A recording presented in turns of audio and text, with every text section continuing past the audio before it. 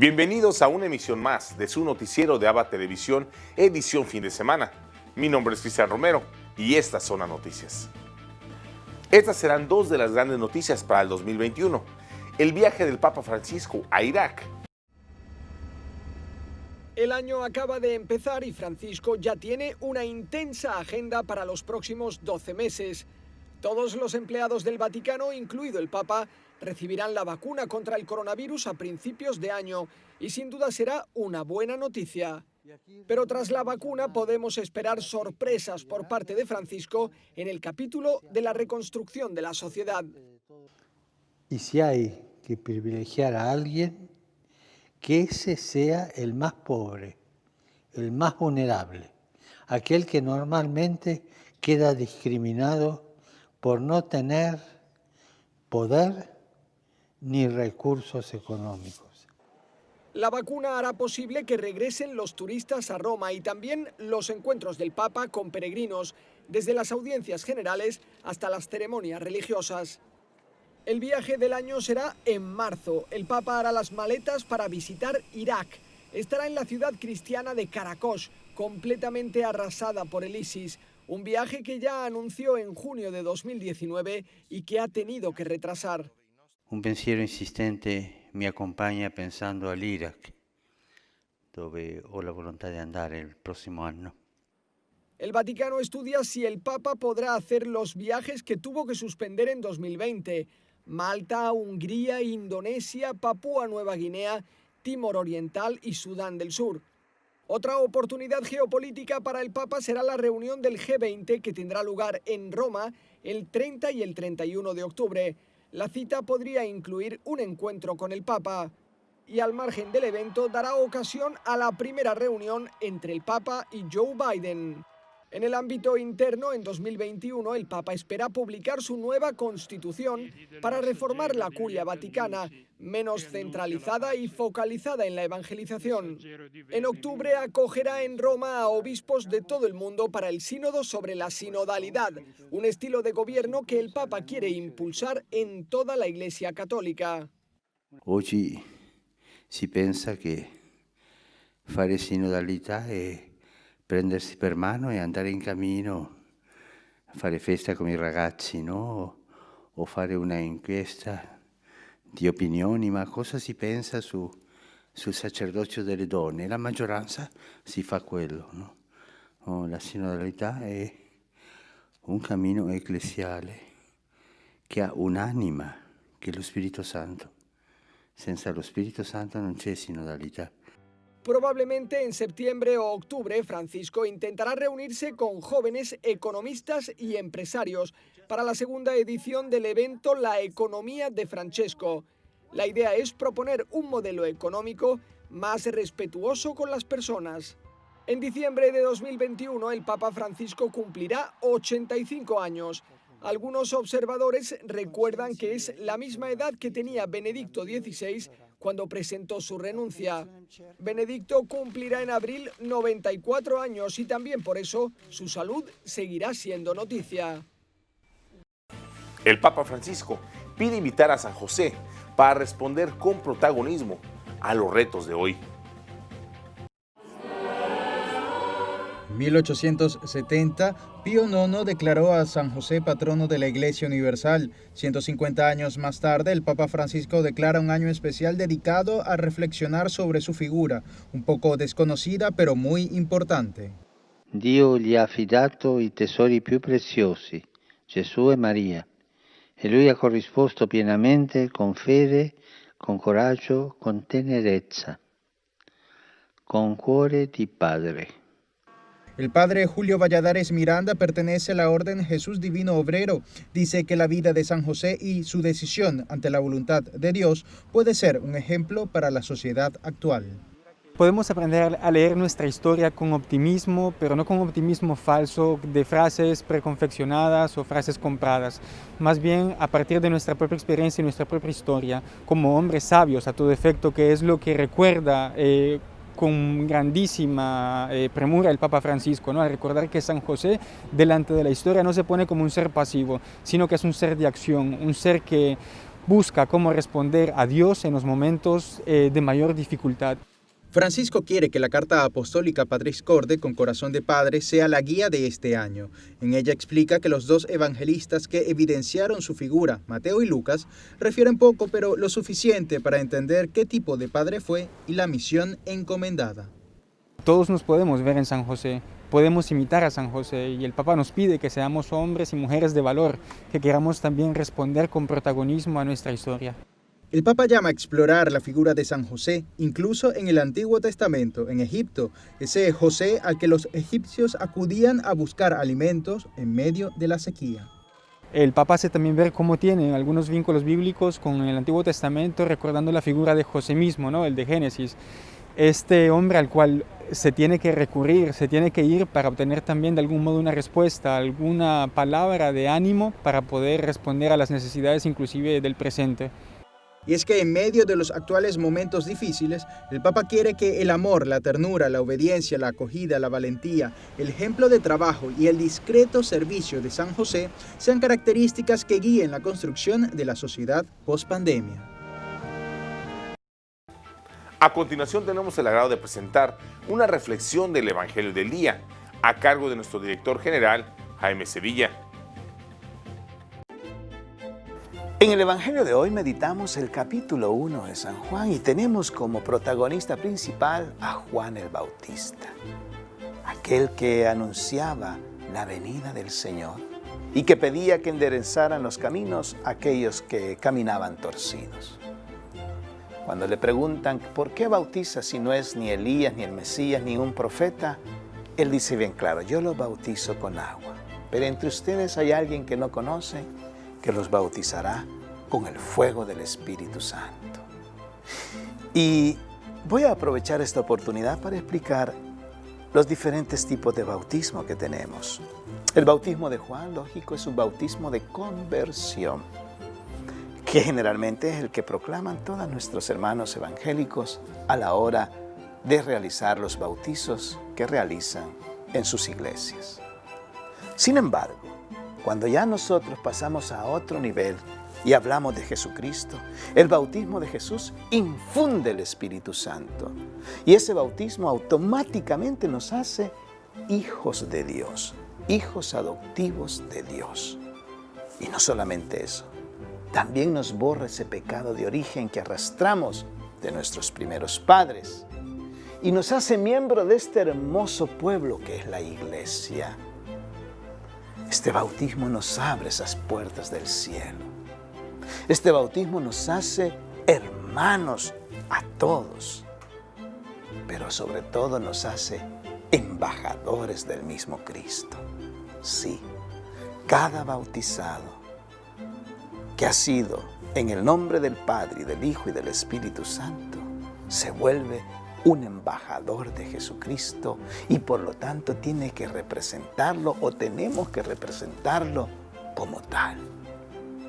Un embajador es aquel que hace y que ejecuta las órdenes o la misión a la que es enviado.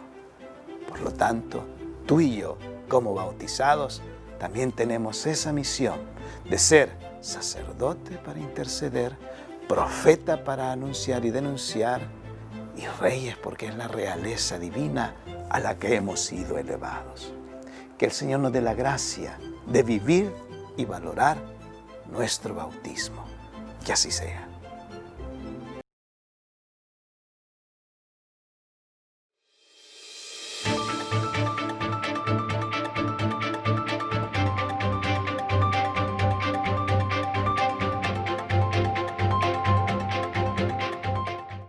El mes pasado, el Papa Francisco se comprometió a eliminar las emisiones de dióxido de carbono en el Vaticano.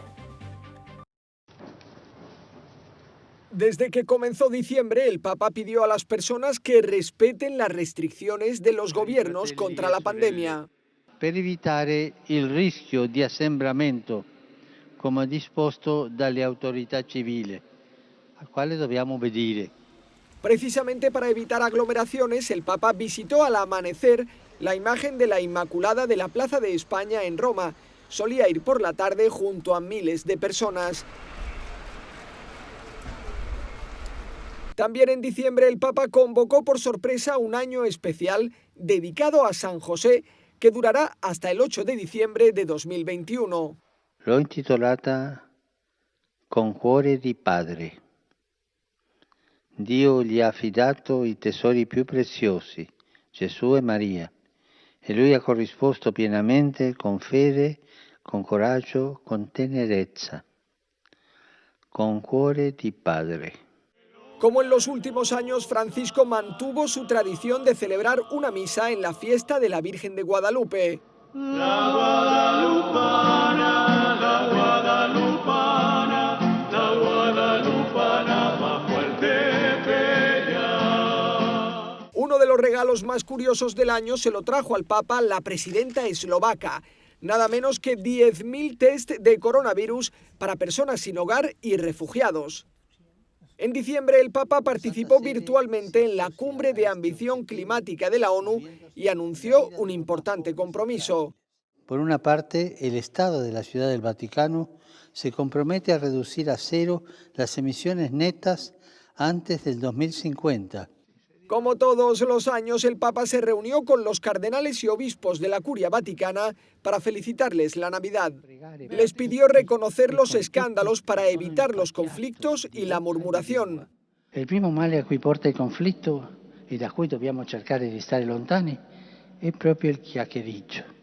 El año del Vaticano se concluyó con la inauguración de dos símbolos de la Navidad. El abeto de este año viene desde Eslovenia, de un bosque donde fueron asesinados mártires durante el totalitarismo comunista del siglo XX. El otro símbolo fue este pesebre realizado en los años 60, que entre sus personajes incluía un astronauta para recordar que Jesús nació para las personas de todas las épocas. En el mes de noviembre del 2020, el Vaticano hizo público el reporte de los abusos del cardenal estadounidense Teodoro McCarrick. Como noviembre es el mes de los difuntos, el Papa lo comenzó visitando este cementerio dentro del Vaticano. Esos días el Papa tomó la importante decisión de centralizar la gestión de las finanzas del Vaticano.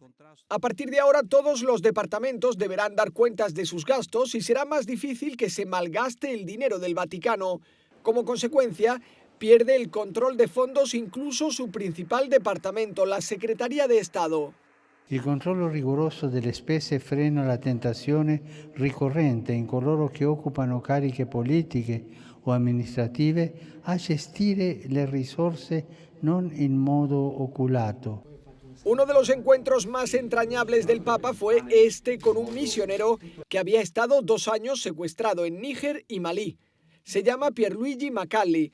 Contó que los secuestradores le entregaron una radio y le emocionó seguir por casualidad la misa del Papa en Pentecostés. En noviembre el Papa publicó el informe McCarrick que reveló cómo este ex cardenal consiguió mantener ocultos sus abusos y llegó a ser arzobispo de Washington. En esta historia todos quedan mal.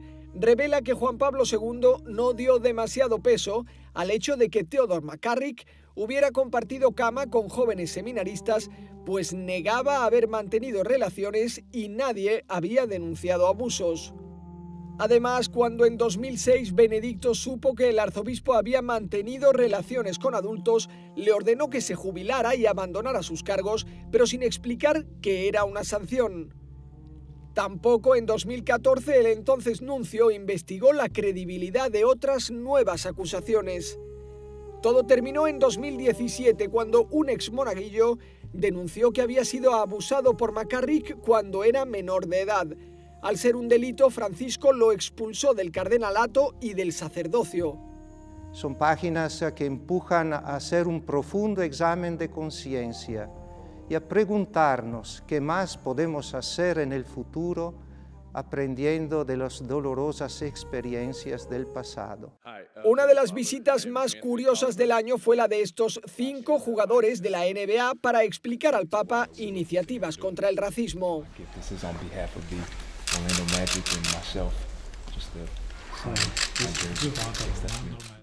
Noviembre concluyó con el primer consistorio de creación de cardenales realizado por Zoom. Muchos participaron solo virtualmente. Entre los nuevos cardenales estaban Wilton Gregory, arzobispo de Washington, Antoine Kambanda, el primer cardenal de Ruanda, o Raniero Cantalamessa, predicador de la Casa Pontificia. Al final de la ceremonia, los nuevos cardenales fueron a saludar a Benedicto XVI.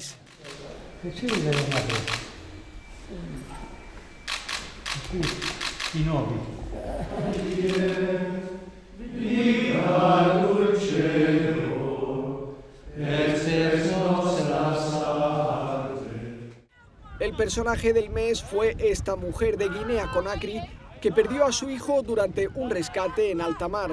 I lose my baby. Why me? Why my baby? Es la imagen del drama de la emigración que ha seguido causando víctimas a lo largo de todo el año. Ahora nos vamos a Sudamérica con nuestro amigo el padre Manuel Rodríguez Rodríguez, misionero claretiano de nuestra cadena hermana JN19 Televisión, con un reportaje especial desde Lima, Perú, de lo que está ocurriendo en ese país. Reporta para la cadena de televisión ABBA y JN19 del Perú el padre Manuel Rodríguez Rodríguez, misionero claretiano, desde Lima. El gobierno ha decretado que todo el que ingrese al Perú, sea extranjero, sea residente, sea natural, tiene que guardar 14 días de cuarentena total, confinamiento, para evitar el que contagie a otras personas. Según el Ministerio de Sanidad, han fallecido durante toda esta pandemia un total de 37.724 personas. 37.724 personas. En las últimas 24 horas han fallecido 44 personas. Se ha ampliado también el toque de queda hasta el 17 de enero.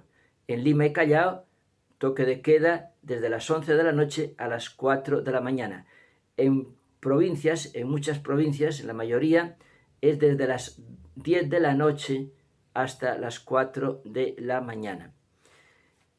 La Iglesia, en la noche del 31 al 1, ha actuado sobre todo en muchas vigilias de oración. Yo he podido participar también en una de ellas, que lo promueve el movimiento Defiende tu Fe, de Gustavo Llerena, con una exhortación y oración. Y han participado de varias naciones directamente, alabando a Dios, bendiciendo a Dios y pidiéndole también a Dios. Es una manera muy hermosa de poder participar todos los que quieran en la fe cristiana y católica. Las playas han sido cerradas y ciertamente se ha guardado muy bien a lo largo y a lo ancho del Perú. Las cientos de playas han sido reservadas y nadie ha ido. Otros años pues se llenaban de personas que celebraban la noche allí, a veces también con muchos desórdenes morales, pero este año pues ha sido custodiado todo ese territorio. También tenemos que comunicarles que el contagio sigue. Fíjense ustedes que como 4.000 o más médicos fueron también contagiados, aunque lo han superado la inmensa mayoría, algunos fallecieron. Todavía hay 57 que están hospitalizados. Tenemos que guardar siempre las normas, el protocolo, para no contagiarnos ni contagiar tampoco a los demás. Ha habido algunos percances en cuanto a fiestas nocturnas, incluso una fiesta pero de 150 personas en San Juan de Lurigancho y otras ya menores. Es decir, mucha gente no respeta las normas para mantenernos sanos y no enfermar nosotros ni enfermar a los demás. En el norte han estado 3 ministros con los representantes de los agricultores para llegar a un acuerdo. Después que se aprobó la ley de agricultura, pues ahora están buscando un reglamento y continuarán este lunes allí en un diálogo. Ya los agricultores han prometido no bloquear las carreteras, que perjudican muchísimo. Reportó desde Lima el padre Manuel Rodríguez Rodríguez, misionero claretiano.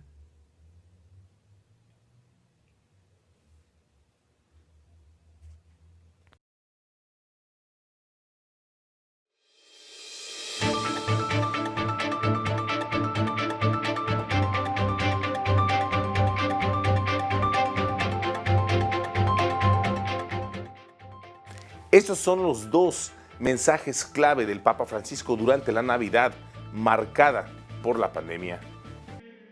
Al igual que ocurrió durante la Semana Santa, la Navidad del 2020 estuvo muy marcada por la pandemia. De nuevo, las principales ceremonias del Vaticano se realizaron en una basílica de San Pedro prácticamente vacía. Aún así, Francisco nos centró su homilía de la Misa del Gallo en la pandemia. Il figlio di Dio è nato scartato, per dirci che ogni scartato è figlio di Dio. È venuto al mondo come viene al mondo un bimbo, debole e fragile, perché noi possiamo accogliere con tenerezza le nostre fragilità. E scoprire una cosa importante, come a Betlemme, così anche con noi Dio ama fare grandi cose attraverso le nostre povertà. En su discurso al mundo, antes de la bendición Urbi et Orbi, sí que habló sobre la pandemia, pero para tocar el tema de las vacunas. Prego a tutti i responsabili degli Stati, imprese, organismi internazionali, di promuovere la cooperazione e non la concorrenza e di cercare una soluzione per tutti, vaccini per tutti, specialmente per i più vulnerabili e bisognosi di tutte le regioni del pianeta. Al primo posto, i più vulnerabili e bisognosi. El discurso de Navidad suele ser la ocasión en la que el Papa recuerda al mundo cuáles son los principales conflictos en curso. Por eso citó uno a uno los conflictos en Oriente Medio, África y este de Europa, sin olvidarse de minorías perseguidas como los Rohingya o el sufrimiento de las poblaciones de países como Venezuela.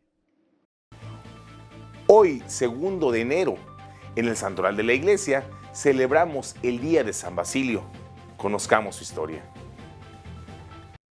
El emperador Valente, para imponer el arrianismo, había destituido a muchos obispos e incinerado a 80 clérigos dentro de un buque al que le hizo pegar fuego en alta mar.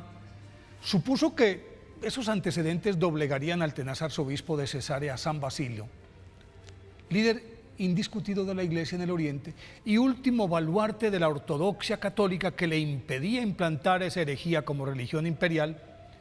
Pero ni las lisonjas ni las amenazas mellaron la férrea voluntad del prelado, que al contrario, fortificado por el respaldo de su grey, se convirtió en un poderoso contrapeso que puso en jaque la autoridad de Valente, que no sabía qué hacer.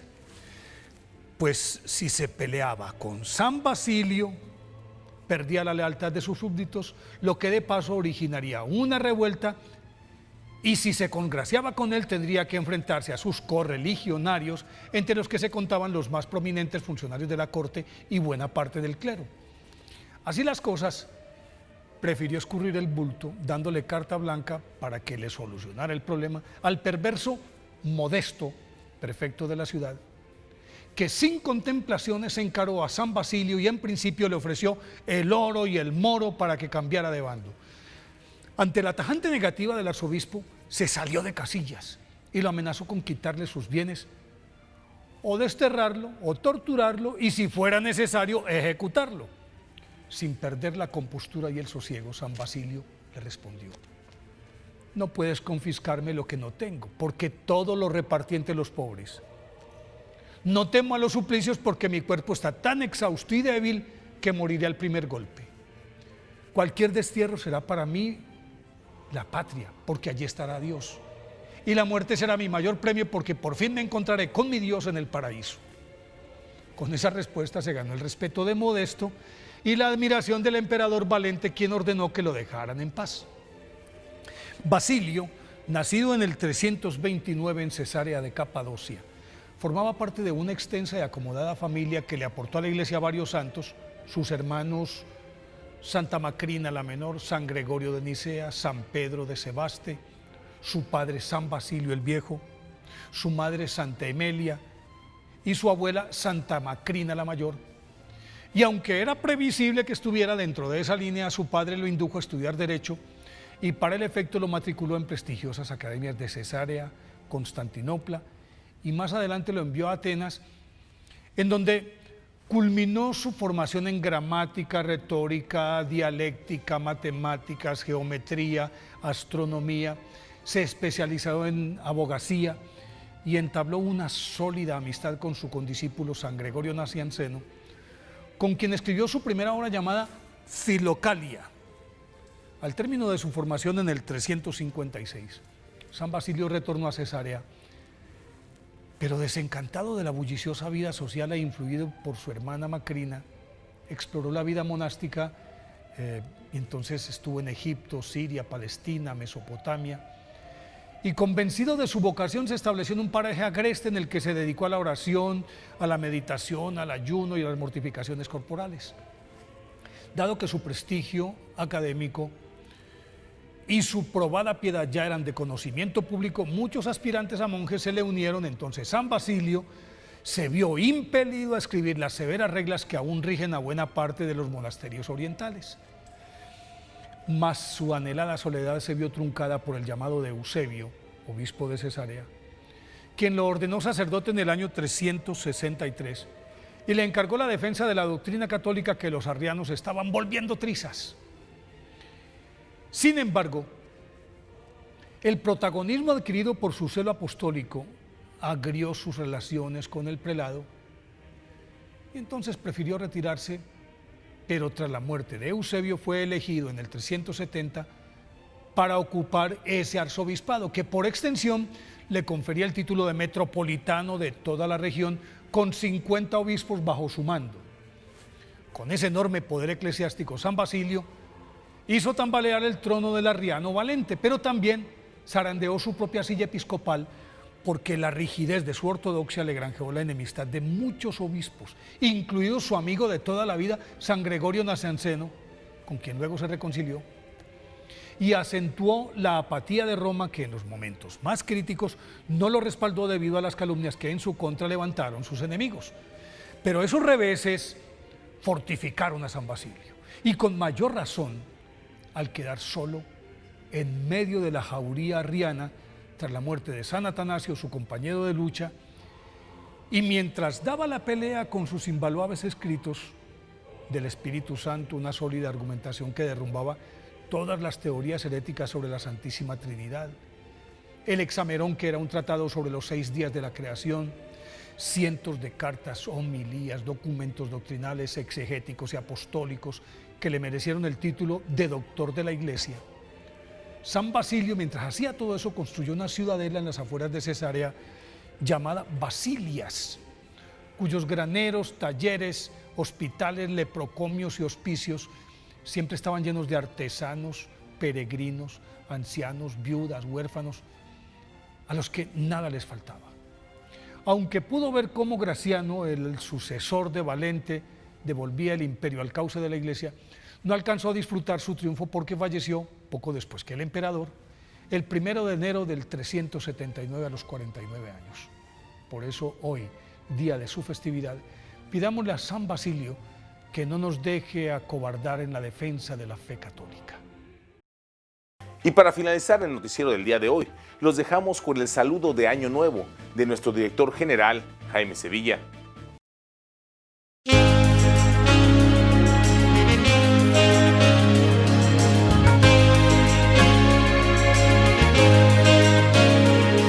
Queridos hermanos y hermanas, en nombre de la gran familia de Ava Media Group, queremos desearles a ustedes un feliz año nuevo.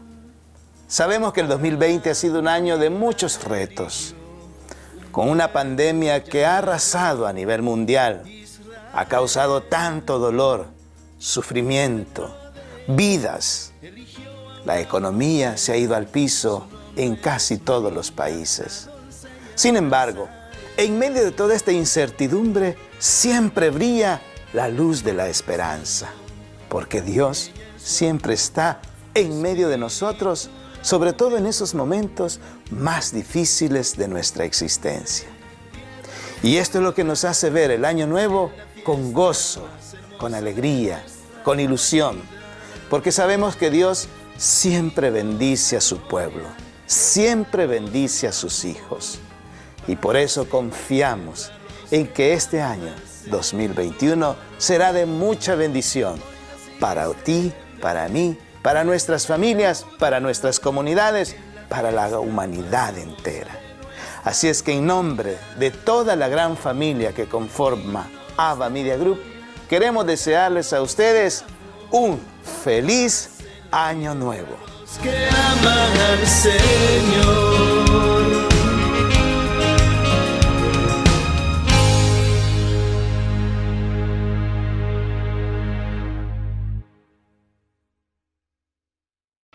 Y así llegamos al final de una emisión más de su noticiero de Ava Televisión. Muchas gracias por su preferencia y continúe con nuestra programación. Les invitamos a sintonizarnos todos los días en vivo por www.avatvn.com, por Canal 75 de Guatemala por Multivisión, en nuestras plataformas digitales de Roku TV y Amazon Fire, así como en las cadenas hermanas y como siempre en nuestras redes sociales. Ahí nos vemos y que Dios les siga bendiciendo.